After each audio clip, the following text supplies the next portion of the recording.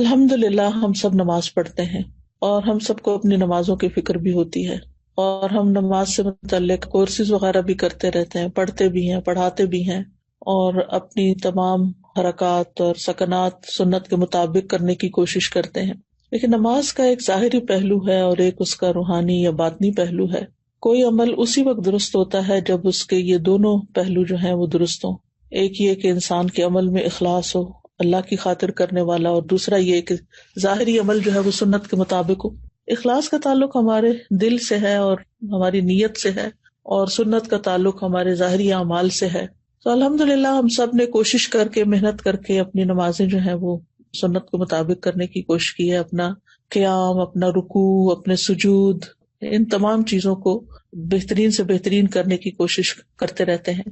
لیکن اس کے ساتھ ساتھ یہ بھی بڑا ضروری ہے کہ ہم اپنے اندر کو بھی مزید بہتر بنائیں، کیونکہ مجھے ہمیشہ اس بات کی بہت فکر رہتی ہے۔ میں اللہ تعالیٰ سے دعائیں بھی مانگتی ہوں کہ اللہ تعالیٰ میری نماز اپنی پسند کے مطابق کر لے، اور پھر جب یہ اللہ تعالیٰ کا فرمان پڑھتی ہوں کہ الذین ھم فی صلاتہم خاشعون، یقیناً وہ مومن فلاح پا گئے جو اپنی نمازوں میں خشوع اختیار کرتے ہیں، تو کیا کروں، خیالات بھٹک جاتے ہیں اور ادھر ادھر کی سوچیں آنے لگتی ہیں اور فکر لگ جاتی ہے۔ کوشش کے باوجود بھی یہ بہت ہی کٹھن مرحلہ ہے، بڑی دشوار گھاٹی ہے جس کو عبور نہیں کر پائی۔ تو اسی سوچ کے تحت آپ لوگوں کے ساتھ دوبارہ کچھ باتیں شیئر کرنے لگی ہوں۔ بہت سال پہلے 90s کے اینڈ میں نے ایک لیکچر دیا تھا، نماز کیا سکھاتی ہے۔ اس کے بعد خشوع کے موضوع پر بھی کئی دفعہ بات کرنے کا موقع ملا، لیکن مجھے لگتا ہے یہ ایسا ٹاپک ہے کہ جس پر جتنی دفعہ بھی بات کی جائے اتنی ہی کم ہے۔ تو آج چند باتیں آپ کے ساتھ شیئر کروں گی تاکہ میری نماز بھی درست ہو جائے اور آپ کی بھی ہو جائے، اور اللہ سبحانہ وتعالیٰ اس کے اندر واقعی ایک ایسی کیفیت پیدا کر دے کہ جب نماز پڑھ کے اٹھے تو لگے کہ واقعی اللہ سے ملاقات کر کے آئے ہیں۔ تو سوال یہ پیدا ہوتا ہے کہ ہم اپنے رب عظیم کے سامنے کس طرح کھڑے ہوں نماز میں۔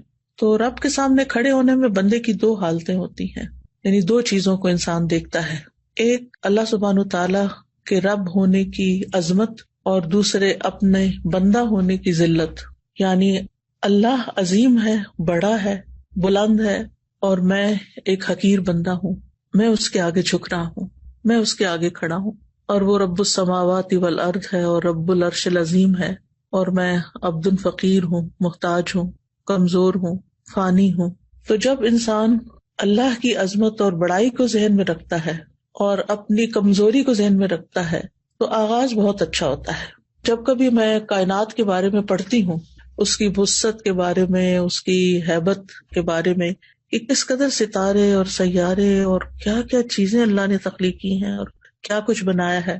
ایکچولی میں اپنے انسٹاگرام پر فالو کرتی ہوں ناسا کی سائٹ کہہ لیں جو بھی، اور اسی طرح نیشنل جیوگرافک، لیکن نیشنل جیوگرافک اتنا فائدہ مند نہیں ہے۔ ناسا جو تصویریں ریلیز کرتا ہے مختلف پلانٹس کی اور مختلف اللہ سبحانہ تعالیٰ کی جو تخلیق ہے آسمانوں میں، اور نیشنل جیوگرافک بیسیکلی زمین میں جو کچھ مختلف مقامات ہیں ان کے بارے میں مختلف تصاویر وغیرہ شیئر کرتا ہے۔ اور میں ایسی نیوز کو فالو بھی کرتی ہوں جو نئی نئی تحقیقات اور نئی ریسرچز اور نئی ڈسکوریز سامنے آتی ہیں۔ چونکہ یہ میڈیا جو ہے یہ مختصر ہوتا ہے، تھوڑی سی دیر میں انسان کچھ نہ کچھ جان لیتا ہے۔ تو آپ یقین کریں کہ جس دن میں نے کوئی ایسی چیز پڑھی ہوتی ہے اس دن میرے دل کی کیفیت ہی کچھ اور ہوتی ہے، اور جب نماز میں وہ خیال مجھے آ جاتا ہے، کیونکہ ہم جو کچھ پڑھتے کرتے ہیں وہی چیزیں نماز میں آتی ہیں نا، تو جب وہ نماز میں خیال آ جاتا ہے مجھے، تو واقعی میرے اندر ایک اور ہی طرح کی نماز کے اندر کیفیت آتی ہے، اور پھر آنسو بھی گرنے لگتے ہیں۔ لیکن اگر اللہ تعالیٰ کی عظمت کا خیال نہ ہو تو پھر نماز بے روح سی ہوتی ہے۔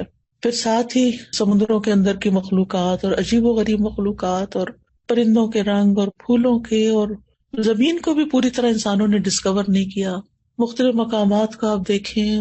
باقی تو چھوڑیں، اگر آپ نے اپنے انڈور کوئی پلانٹس وغیرہ رکھے ہوں گے، جیسے میں نے اپنے اندر ہی کمرے میں رکھے، کیونکہ یہاں باہر تو اتنی سخت سردی ہے کہ نکلنے کا موقع کم ہی ملتا ہے، اور سردیوں میں درخت بھی ٹنڈ منڈ ہو جاتے ہیں، تو میں دیکھتی ہوں کہ کس طرح ایک پتا نکلتا ہے اور کس طریقے سے وہ گرو کرتا ہے، اور تھوڑی سی مٹی یا پاٹ میں کیا چیز ہے اس کے اندر جو مدد دے رہی ہے اس کو گرو کرنے میں۔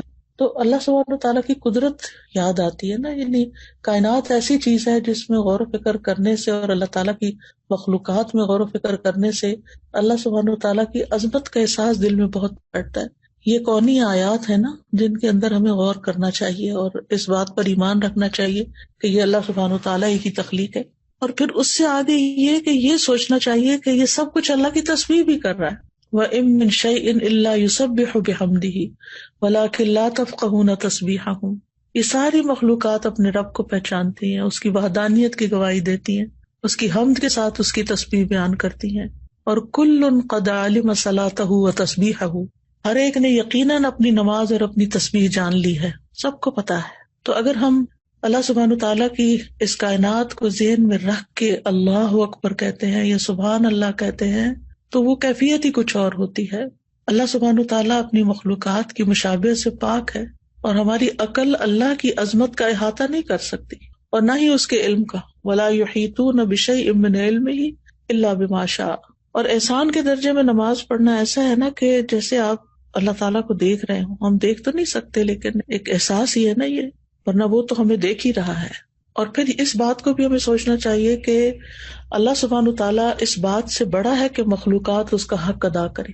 ہم اس کا حق ادا نہیں کر سکتے، ہماری عقل ہمارا خیال اس کا ادراک نہیں کر سکتی. لا تدرکہ الابصار وہو یدرک الابصار. آنکھیں نگاہیں اس کو نہیں پا سکتی، ہمارے دل کی نگاہیں بھی نہیں پا سکتی، اور وہ ہمیں دیکھ سکتا ہے ہر حال میں کہ ہم کیسے کھڑے ہیں. تو بہرحال ہم ہیں تو اس بات سے قاصر کہ ہم اللہ کی بڑائی کا صحیح معنوں میں حق ادا کریں اور احساس کریں. لیکن یہ ہے کہ بہرحال کوشش ہی ہے، اور اللہ سبحانہ تعالیٰ ہر شرک سے پاک ہے، ہر شریک سے پاک ہے اور سب سے بڑا ہے.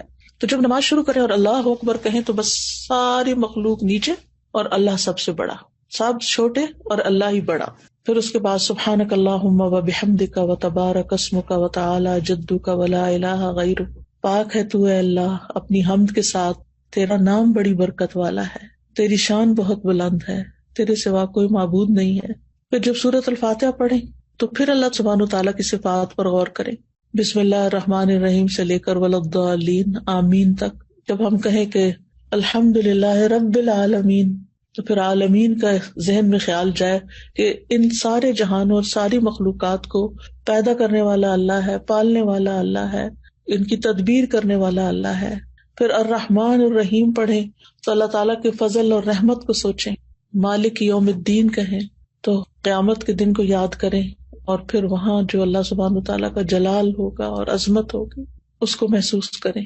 پھر صراط الذین انعمت علیہم غیر المغضوب علیہم ولا الضالین، یہ جب پڑھیں تو انعام یافتہ لوگوں اور جو مغضوب علیہم ہیں، فاسق ہیں، گمراہ ہیں، ان لوگوں کے درجات کو دیکھیں کہ منافقین فی الدرک الاسفل من النار ہوں گے، اور انعمت علیہم جو ہیں وہ قیامت کے دن جنتوں میں الفردوس الاعلیٰ میں ہوں گے.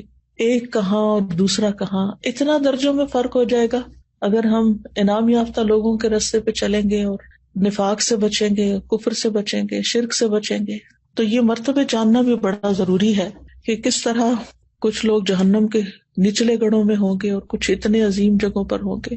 پھر اس کے بعد اللہ اکبر کہہ کے جب ہم رکوع میں جاتے ہیں تو پھر اللہ سبحانہ تعالیٰ کی عظمت کا احساس دل میں لائیں. سبحان ربی العظیم، سبحان ربی العظیم، سبحان ربی العظیم. یہ زمین اور آسمان میں جو کچھ ہے، ان کے سب خزانے اور آسمان اور زمین کے لشکر اور مخلوقات سب اللہ العظیم ہی کی ہیں. پھر اس کے بعد سمع اللہ لمن حمدہ، اللہ تعالیٰ کی تعریف. اور پھر دوبارہ جب سجدے میں جائیں تو اللہ تعالیٰ کی صفت علو جو ہے کہ اللہ تعالیٰ بلند ہے، بہت بلند. سبحان ربی الاعلیٰ کہتے ہوئے اس کی بلندی کو ذہن میں لائیں اور اپنی پستی کو کہ ہم نے اپنا سر اور اپنا ناک جو ہے زمین پہ رکھ دیا ہے، اور اصل بڑائی تو اللہ ہی کے لیے ہے، اصل بلندی تو اللہ ہی کے لیے ہے، ہم تو کمزور انسان ہیں. جب اس احساس کے ساتھ انسان نماز پڑھتا ہے تو پھر انسان کے اندر سے تکبر بھی نکلتا ہے، اور یہ نکلنا بڑا ضروری ہے. جب تک انسان اپنے آپ کو بڑی چیز سمجھتا رہتا ہے تو پھر انسان کے ریلیشن شپ نہ تو اللہ تعالیٰ کے ساتھ درست ہوتا ہے اور نہ بندوں کے ساتھ درست ہوتا ہے. تو بہت ضروری ہے کہ ہم اللہ کی بڑائی دل میں پیدا کریں. جس دل میں اللہ کی بڑائی پیدا ہو جاتی ہے پھر وہ دنیا کی حقیر چیزوں سے متاثر نہیں ہوتا. دنیا کی کامیابیوں سے بھی اس کے دل میں کوئی بہت بڑی حسرتیں پیدا نہیں ہوتی کہ فلاں تو اتنا آگے چلا گیا دنیا میں اور میں پیچھے رہ گیا، کیونکہ اس کو پتا ہوتا ہے کہ میرے رب نے جو کچھ بنایا ہے آخرت میں ہمارے لیے، ہم سب کے لیے، وہ کہیں بڑا ہے اس دنیا کے حطام سے۔ پھر یہ کہ سجدے میں اللہ کے قرب کو محسوس کریں۔ رسول اللہ صلی اللہ علیہ وسلم نے فرمایا، سجدہ کرتے ہوئے بندہ اپنے رب کے سب سے زیادہ قریب ہوتا ہے، یعنی اتنا نیچے ہوتے ہوئے اور اتنے چھوٹے ہوتے ہوئے پھر اتنا اللہ تعالیٰ قرب عطا کرتا ہے۔ سبحان اللہ، یعنی کتنی محبت اللہ کے دل میں پیدا ہو جاتی ہے۔ اور پھر اس وقت دعائیں کرنی چاہیے۔ نبی صلی اللہ علیہ وسلم نے فرمایا، فَأَكْثِرُ الدُّعَاء، یعنی سجدوں میں کثرت سے دعا کیا کرو۔ پھر اسی طرح دوسری رکعت اور پھر تشہد میں اپنے گھٹنے زمین پہ رکھ کے انسان جب بیٹھتا ہے عاجزی کے ساتھ، تو بہت بڑے بادشاہ کے سامنے ہم بیٹھے ہوتے ہیں۔ آپ دیکھیں کہ پہلے زمانے میں استاد کے سامنے بیٹھنے کا بھی یہی طریقہ ہوتا تھا، جیسے جبریل علیہ السلام نبی صلی اللہ علیہ وسلم کے سامنے گھٹنے رکھ کے بیٹھے زمین پر، یہ ادب کا بیٹھنا ہوتا ہے۔ اور دنیاوی بادشاہوں کی یہ عادت رہی ہے کہ جب انہیں مختلف تحائف دیے جاتے ہیں یا ان کی تعریف کی جاتی ہے تو ان کے سامنے اسی طرح بیٹھا جاتا ہے اور بہت عاجزی کے ساتھ۔ تو اللہ رب العالمین جو ہے وہ تو سب سے زیادہ اس بات کا حقدار ہے کہ ہم اس کے لیے تحائف پیش کریں اور اس سے دعائیں کریں اور اس کی تعریف کریں۔ تو التحیات میں آپ دیکھیں کہ التحیات للہ والصلوات والطیبات، اسی لیے تو پڑھتے ہیں۔ اور پھر اس کے بعد درود شریف پڑھتے ہیں، نبی صلی اللہ علیہ وسلم کے لیے دعا کرتے ہیں، پھر عباد اللہ الصالحین پہ سلام بھیجتے ہیں اور پھر اپنی آخر میں دعائیں مانگتے ہیں۔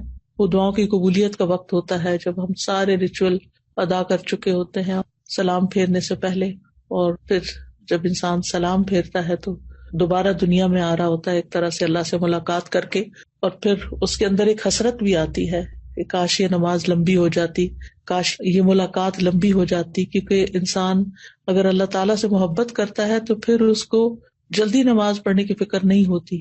یہ جو ہم جلد بازی کرتے ہیں نا، جیسے قید میں کسی نے باندھ دیا ہو اور پھر اٹھ جاتے ہیں ایک دم سلام پھیر کے، بعض لوگ تو جیسے بچے کر رہے ہوتے ہیں کہ ابھی لیفٹ سائڈ پہ وہ موڑ رہے ہوتے ہیں تو اپنے گھٹنے اٹھا لیتے ہیں اور کھڑے ہونا بھی شروع کر دیتے ہیں۔ تو اس وقت انسان کو پھر اللہ اکبر کہہ کے، استغفر اللہ کہہ کے، کیونکہ پتہ نہیں کیسی نماز پڑھی کیسی نہیں پڑھی، تو جس کا دل زندہ ہوتا ہے، جس کے دل میں اللہ کا ذکر ہوتا ہے، جس کے دل میں اللہ کی محبت ہوتی ہے، جو دل اللہ سے مانوس ہوتا ہے، جو اللہ تعالیٰ سے سرگوشیاں کرتا ہے، اس کی نماز کا لطف ہی کچھ اور ہوتا ہے۔ اور نبی صلی اللہ علیہ وسلم اسی لیے فرمایا کرتے تھے جب دنیا کے کاموں سے تھک جاتے تھے کہ اقیم الصلاۃ یا بلال ارحنا بہا، بلال اقامت کو اذان دو تاکہ ہم راحت پائیں۔ تو نماز دراصل ہمیں راحت پہنچانے کا ذریعہ، اور آپ اس کو محسوس کر سکتے ہیں اگر آپ واقعی اس کا حق ادا کرتے ہوئے نماز پڑھیں تو آپ کو یوں محسوس ہوگا کہ جیسے آپ کی تھکاوٹ اتر گئی۔ فزیکلی بھی انسان اوپر نیچے ہوتا ہے، رکوع اور سجدہ جم کے کرتا ہے اور پھر صحیح معنوں میں دعا بھی کرتا ہے۔ تو آپ اس کا ایکسپیرینس کریں گے اور کیا بھی ہوگا کہ کس طرح آپ ریلیکس ہو کے اٹھتے ہیں اور آپ کی ایک نرشمنٹ ہو چکی ہوتی ہے، اور روحانی طور پر بھی آپ اسٹرانگ ہوتے ہیں، فزیکلی بھی آپ ایکٹیو ہو جاتے ہیں، اور ایک عجب خوشی لے کے آپ اٹھتے ہیں جیسے آپ نے سارے بوجھ اتار دیے۔ اور یہ بھی ایک حقیقت ہے کہ جب انسان رکوع اور سجدہ کرتا ہے تو اس کے گناہ اس کے کمر پہ لا کے رکھ دیے جاتے ہیں، اور پھر وہ اٹھتا ہے تو وہ گر چکے ہوتے ہیں، تو نماز کے بعد وہ گناہوں سے پاک ہو چکا ہوتا ہے۔ تو اللہ سبحانہ تعالیٰ سے دعا ہے کہ ہمیں اللہ تعالیٰ نمازوں کا حق ادا کرنے کی توفیق دے، اور جو باتیں ہم نے کی ہیں ہمارے عمل میں لے آئے۔ اللہ سبحانہ تعالیٰ ہمیں اپنے مخلص بندوں میں شامل کرے، ان لوگوں میں جن سے اللہ تعالیٰ محبت کرتا ہے، اور ہماری نمازوں کو واقعی اللہ تعالیٰ ایسی نمازیں بنا دے کہ جو ہمارے حق میں حجت ہوں، ہمارے خلاف حجت نہ ہو۔ اور جب ہم اللہ تعالیٰ سے ملاقات کریں تو جس طرح اس ملاقات میں ہمیں ایک طرح سے ایک خوشی نصیب ہوتی ہے، اللہ تعالیٰ وہاں بھی ہمیں اپنی ملاقات کے وقت خوش کر دے اور ہمیں بخش دے، یعنی ہمارا محاسبہ نہ کرے۔ اگر ہم اس دنیا میں اپنی نمازوں میں اپنا محاسبہ کرتے رہتے ہیں تو انشاءاللہ اللہ سبحانہ تعالیٰ آخرت کے حساب کو آسان کر دے گا۔ نماز کے فائدے۔ نماز آنکھوں کی ٹھنڈک ہے۔ رسول اللہ صلی اللہ علیہ وسلم نے فرمایا، اور میری آنکھوں کی ٹھنڈک نماز میں رکھی گئی ہے۔ ابن القیم کہتے ہیں مقصد یہ ہے کہ جس چیز کے ساتھ آنکھ ٹھنڈک محسوس کرتی ہے اس کا رتبہ اس چیز کی نسبت اونچا اور بلند ہوتا ہے جس سے انسان محبت کرتا ہے۔ تو اس دنیا میں نماز اللہ سے محبت کرنے والوں کی آنکھوں کی ٹھنڈک ہے۔ کیونکہ اس میں ایسی ہستی کے ساتھ سرگوشی کا معاملہ ہے کہ آنکھیں ٹھنڈی نہیں ہوتی، دل پرسکون نہیں ہوتے، اور نفسوں کو سکون نہیں ملتا مگر اسی کی بارگاہ میں. یعنی جب تک نماز نہ پڑھ لے چین نہیں آتا، سکون نہیں آتا، اور وہ اس کے ذکر سے ہی خوشحال ہوتے ہیں اور اس کے لیے عاجزی اور خشوع کرتے ہیں، اس کا قرب حاصل کرتے ہیں، خاص طور پر سجدے کی حالت میں. یہ وہ حالت ہے جس میں انسان اپنے رب کے سب سے زیادہ قریب ہوتا ہے. غافل کی اس ٹھنڈک سے محرومی. پھر وہ کہتے ہیں کہ محبت کرنے والے کا سکون اور آنکھوں کی ٹھنڈک نماز میں ہے، اور جو غافل اور روگرداں ہے اسے اس بات سے کچھ حصہ نہیں ملتا، بلکہ اس کے لیے نماز مشکل اور گراں عمل ہے. جب وہ نماز میں کھڑا ہوتا ہے تو گویا وہ انگاروں پر لوٹ پوٹ رہے ہوتا ہے. استغفر اللہ. غافل نماز میں کیسا ہوتا ہے؟ گویا وہ انگاروں پہ کھڑا ہو، یہاں تک کہ اس کی جان چھوٹ جائے، اور اسے زیادہ اچھی نماز وہ لگتی ہے جو جلدی اور تیز پڑھی جائے، کیونکہ اس کی آنکھیں اس سے ٹھنڈی نہیں ہوتی اور نہ ہی دل کو اس نماز سے سکون حاصل ہوتا ہے. تو نمازی بھی دو طرح کے ہیں. اب ہمیں اپنا جائزہ لینا چاہیے کہ ہم کس میں آتے ہیں. کیا نماز ہماری بھی آنکھوں کی ٹھنڈک ہے یا نہیں؟ اور جب انسان کی آنکھ کسی چیز سے ٹھنڈی ہو اور اس کے دل کو اس سے سکون اور راحت ملے تو سب سے زیادہ مشکل چیز یہ ہے کہ وہ اس سے جدا ہو جائے. یعنی جس سے ملاقات کر کے آپ کی آنکھیں ٹھنڈی ہوں، جب وہ جانے لگتا ہے تو آپ کا دل کیسے ہوتا ہے؟ اداس ہوتا ہے. جب وہ چلا بھی جاتا ہے تو آپ اس کو مس کرتے ہیں. ایسے ہی ہوتا ہے نا. تو اب آپ سوچئے کہ جب ہم نماز سے محبت کریں گے تو ہمارا کیا دل چاہے گا کہ نماز لمبی ہو، اور جب ختم ہو جائے تو بس ختم ہو گئی. جیسے رمضان میں یہ کیفیت آتی ہے، تراویح ختم ہوتی ہے تو ہم کہتے ہیں بس ختم ہو گئی. یا حرم میں جاتے ہیں تو وہاں نماز ہوتی ہے تو کیا کہتے ہیں، تھوڑی سی قاری صاحب اور لمبی قرات کرتے ہیں تو کتنا مزہ آتا ہے. بس اتنی سی نماز. وہاں دل چاہتا ہے کہ لمبی، کیونکہ اس وقت ہم سب کچھ چھوڑ کے ایک خاص کیفیت میں ہوتے ہیں. اور رمضان میں بھی شیطان چونکہ قید ہوتا ہے تو ہم اپنے اون پر ہوتے ہیں، تو اس وقت بھی نمازیں ہماری ترجیحات میں آ جاتی ہیں. اور تکلف کرنے والا ایسا دل جو اللہ کی محبت سے اور آخرت کی محبت سے فارغ ہو اور جو دنیا کی محبت میں مبتلا ہو، اس کے لیے سب سے زیادہ مشکل کام نماز ہے، اور اسے سب سے زیادہ ناپسند نماز کا لمبا ہونا ہے. حالانکہ وہ فارغ ہوتا ہے، صحت مند ہوتا ہے، اور اسے کوئی کام بھی نہیں ہوتا، پھر بھی وہ نماز نہیں پڑھتا. نبی صلی اللہ علیہ وسلم کیا فرماتے تھے؟ یا بلال اقم الصلاۃ ارحنا بہا. اے بلال نماز قائم کرو، اقامت کہو، ہمیں اس سے راحت پہنچاؤ، ہمیں سکون پہنچاؤ. یعنی ہم دنیا کی تکلیف، تھکاوٹ، تنگی اور مشقت میں مبتلا تھے، یہاں تک کہ ہم نماز میں مصروف ہو جائیں. پھر نماز کا فائدہ کیا ہے کہ اس سے کامیابی ملتی ہے. قد افلح المؤمنون الذین هم فی صلاتهم خاشعون. یقیناً کامیاب ہو گئے وہ مومن جو اپنی نمازوں میں خشوع کرنے والے ہیں. رحمت ملتی ہے. وَأَقِيمُوا الصَّلَاةَ وَآتُوا الزَّكَاةَ وَأَطِيعُوا الرَّسُولَ لَعَلَّكُمْ تُرْحَمُونَ. نماز قائم کرو، زکوٰۃ ادا کرو، اور رسول کا حکم مانو تاکہ تم رحم کیے جاؤ. نبی صلی اللہ علیہ وسلم نے فرمایا جب تم میں سے کوئی آدمی نماز کے لیے کھڑا ہوتا ہے تو رحمت اس کی طرف متوجہ ہوتی ہے، یعنی اللہ کی رحمت آتی ہے اس کی طرف. رزق ملنا. وَأْمُرْ أَهْلَكَ بِالصَّلَاةِ وَاصْطَبِرْ عَلَيْهَا لَا نَسْأَلُكَ رِزْقًا نَحْنُ نَرْزُقُكَ. اور اپنے گھر والوں کو نماز کا حکم دیجیے اور اس پہ خوب پابندی رکھیے. ہم آپ سے کسی رزق کا مطالبہ نہیں کرتے، ہم ہی آپ کو رزق دیں گے. خود بھی نماز ادا کریں، گھر والوں کو بھی نماز کی وصیت کریں. اللہ آپ کے رزق کی اور آپ کے خاندان کی حفاظت کی ضمانت دے گا. فقر دور کرنا. نبی صلی اللہ علیہ وسلم نے فرمایا، اللہ تعالیٰ فرماتے ہیں اے ابن آدم تم اپنے آپ کو میری عبادت کے لیے فارغ کر لو، میں تمہارے دل کو بے نیازی سے بھر دوں گا اور تمہارا فقر دور کر دوں گا. فقر کیا ہوتا ہے؟ محتاجی، ضرورت مند ہونا. سبحان اللہ. اے ابن آدم تم اپنے آپ کو میری عبادت کے لیے فارغ کر دو، میں تمہارے دل کو بے نیازی سے بھر دوں گا. دنیا کا لالچ اور حرص ختم ہو جائے گا اور تمہارا فقر بھی دور کر دوں گا، تمہاری ساری ضروریات پوری کر دوں گا. لیکن اگر تم ایسا نہیں کرو گے تو میں تمہارے دونوں ہاتھ کاموں میں مشغول کر دوں گا اور تمہارا فقر دور نہیں کروں گا. نماز کا ایک اور فائدہ کیا ہے؟ فرشتوں کی دعائیں ملتی ہیں. رسول اللہ صلی اللہ علیہ وسلم نے فرمایا جب کوئی شخص نماز کے بعد اپنی جائے نماز پر بیٹھا رہتا ہے تو فرشتے اس پر صلاۃ پڑھتے رہتے ہیں. اور فرشتوں کی صلاۃ کیا ہے؟ اللہم اغفر لہ، اللہم ارحمہ، اے اللہ اسے معاف کر دے، اے اللہ اس پہ رحم فرما. اور اگر وہ بیٹھ کر اگلی نماز کا انتظار کرتا ہے تو بھی فرشتے اس پہ صلاۃ پڑھتے، اور ان کی صلاۃ یہی ہے اللہم اغفر لہ، اللہم ارحمہ. ایک نماز کے بعد دوسری کا انتظار عموماً کہاں کیا جاتا ہے؟ جب عمرہ یا حج کے لیے جاتے ہیں نا، تو وہاں ایک نماز پڑھ کے پھر لوگ بیٹھ جاتے ہیں وہیں پر، تھوڑا بہت کچھ کھا لیا، تھوڑا اگر نفل کا ٹائم بیچ میں ہوا تو نفل پڑھ لیے جیسے مغرب کے بعد، اور پھر اس کے بعد قرآن پڑھنے لگتے ہیں، پھر اگلی نماز کا وقت ہو جاتا ہے. جتنی دیر یہ بیٹھتے ہیں لوگ ایک نماز سے دوسری نماز تک، فرشتے ان کے لیے دعائیں کرتے رہتے ہیں، دعائیں کرتے رہتے ہیں. فرشتے کیا دعا؟ اللہم اغفر لہ، اللہم ارحم، اللہ اس کو بخش دے، اللہ اس کو بخش دے، اللہ اس پر رحم فرما. یقین مانیے اگر آپ کسی کو یہ جاب بھی دے دیں نا کہ میں تمہیں اتنے پیسے دوں گی، تم یہاں کھڑی رہو اور سارا وقت 1 گھنٹہ 1.5 گھنٹہ میرے لیے یہ 2 دعائیں پڑھو، دعا کرو، تو تھوڑی دیر کے بعد کہ میں تھک گیا، مجھے بریک چاہیے. لیکن ہمیں ان باتوں پہ یقین نہیں نا، اس لیے اس طرح کا کام کرنے کا بھی شوق نہیں. تو اعتکاف کا ایک فائدہ یہ ہے کہ اس میں انسان ایک نماز کے بعد دوسری نماز کا انتظار کرتا ہے.